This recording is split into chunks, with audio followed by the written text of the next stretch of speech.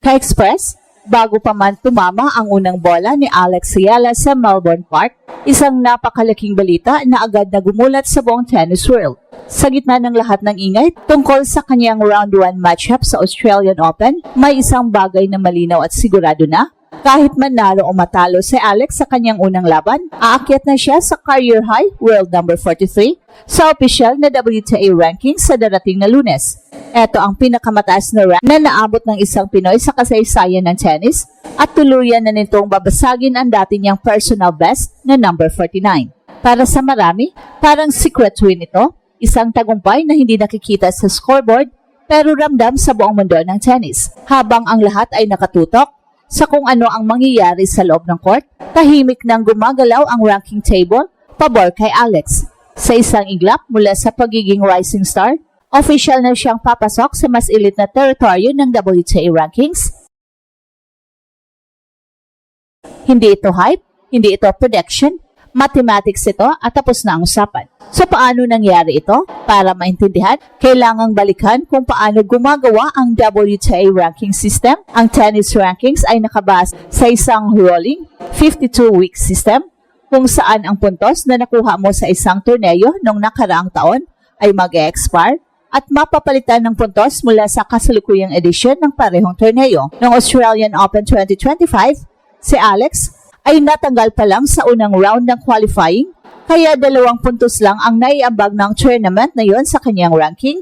Ngayong 2026, direct entry na siya sa main draw, kaya kahit matalo siya sa round 1, may minimum na 10 puntos na agad siyang makukuha. At habang si Alex ay halos walang dinepensahang puntos sa Australian Open, kabaligtaran naman ang sitwasyon ng ilan sa kanyang mga kalaban sa ranking. Ang mga pangalan tulad ni Mira Andreeva, Amanda Anisimova at Linda Noskova ay mga mabibigat na puntos ang kailangang ipagtanggol mula sa kanilang mas malalim na runs noong nakaraang taon. At kapag hindi nila napantayan ang performance nila noon, automatic babagsak ang kanilang rankings. Kaya habang ang iba ay nababawasan ng puntos, si Alex ay umaakyat, hindi dahil sa swerte, kundi dahil sa consistency at tamang timing ng kanyang career peak. Ito ang dahilan kung bakit sigurado na ang world number 43 ranking ni Alex kahit hindi pa nagsisimula ang kanyang laban sa Australian Open. Ang kanyang semifinals run sa Auckland, ang solid na performance niya sa iba't ibang torneo sa loob ng huling 12 months, at ang tuloy-tuloy na pag-angat niya sa rankings ay naglatag na ng pundasyon. Ang Australian Open ay hindi nahadlang, ito ang susunod na hakbang. Napakahalaga ng ranking na ito. Hindi lang bilang numero, ang world number 43 ay may malalim na implikasyon sa hinaharap ng karera ni Alex. Kapag nasa top 50 ka, halos sigurado ka na sa direct entry sa lahat ng Grand Slams at WTA 1000 events. So ibig sabihin, hindi mo na kailangang dumaan sa nakakabagot at emotional na qualifiers. Mas sariwa ang katawan, mas handa ang isip at mas malinaw ang focus sa bawat torneo. Sa antas na ito, mas nagiging patas ang laban, hindi ka na nauubos bago pa man magsimula ang tunay na hamon. Dagdag pa rito, ang isang world number 43 ay itinuturing na dangerous floater sa mga draw. Ito ang klase ng player na ayaw makaharap ng mga top seed sa unang rounds. Hindi pa seeded pero sapat na ang lakas at confidence para gumawa ng upset anumang oras. Well, sa madaling salita, mula ngayon, hindi na basta-basta si Alex sa paningin ng WTA Tour. Isa na siyang lehitimong banta. Pero higit sa lahat, ang ranking na ito ay may mas malalim na kahulugan para sa Pilipinas.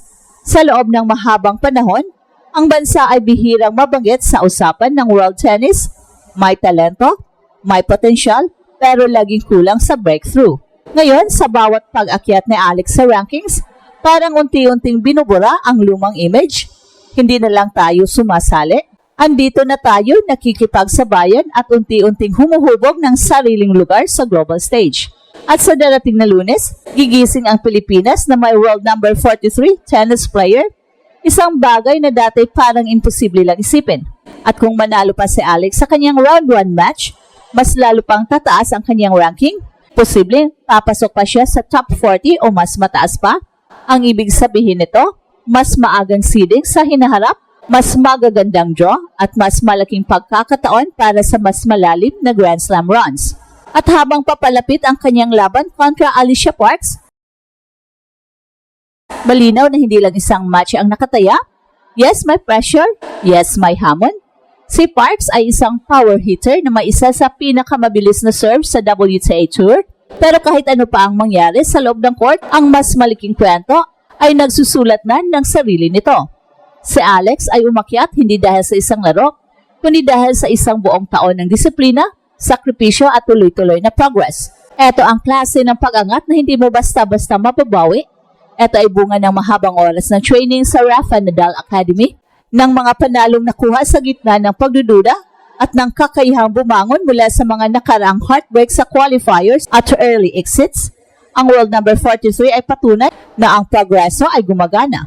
Huminga muna tayo ng malalim at namnamin ang sandaling ito bago pa man magsimula ang Australian Open para kay Alex. May naitala na siyang panibagong kasaysayan at kung ito pa lang ang umpisa, malinaw ang tanong na bumabalot sa buong tennis world, hanggang saan pa ang kaya niyang marating. Well, isa lang ang sigurado, ang number 43 ay hindi ang dulo. Ito ay simula pa lamang ng mas mabilis, mas mataas, at mas matinding pag-akyat ng isang Pinay na handang gulatin ang mundo. Isang ranking slot sa bawat pagkakataon.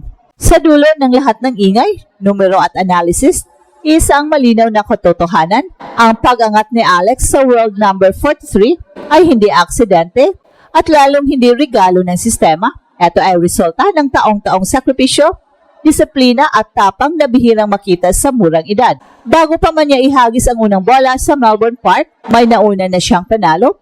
Isang panalong nakaukit na sa kasaysayan ng Philippine tennis. Kahit anuman ang mangyari sa round 1, ang pangalan ng Pilipinas ay nakaukit na sa top 50 ng mundo. Ang ranking na ito ay higit pa sa numero sa scoreboard. Ito ay pinto, papasok sa direct entries, mas mabibigat na torneo, mas malalaking laban, at mas matitinding hamon. Ito ang simulan ng bagong realidad kung saan si Alex ay hindi na underdog lang, kundi isang player na pinag-iingatan, pinag-aaralan at nare-respeto. Mula sa qualifying heartbreaks ng nakaraan, ngayon ay main draw na ang entablado niya at mas malinaw na mas handa na siya sa liwanag at pressure ng grand stage. Pero higit sa lahat, ang pag-akyat ni Alex ay panalo ng buong bansa. Panalo ito ng bawat batang Pinoy na nangangarap kahit sinasabing hindi bagay ang tennis sa atin. Panalo ito ng diaspora na maghihiyawan sa Melbourne at ng isang bansang unti-unting natutong maniwala na kaya rin nating makipagsabayan sa mundo, hindi lang sa boxing o basketball, kundi pati sa tennis. At eto ang Express Info kung saan bawat kwento ginulat ang mundo. Don't forget to like and subscribe.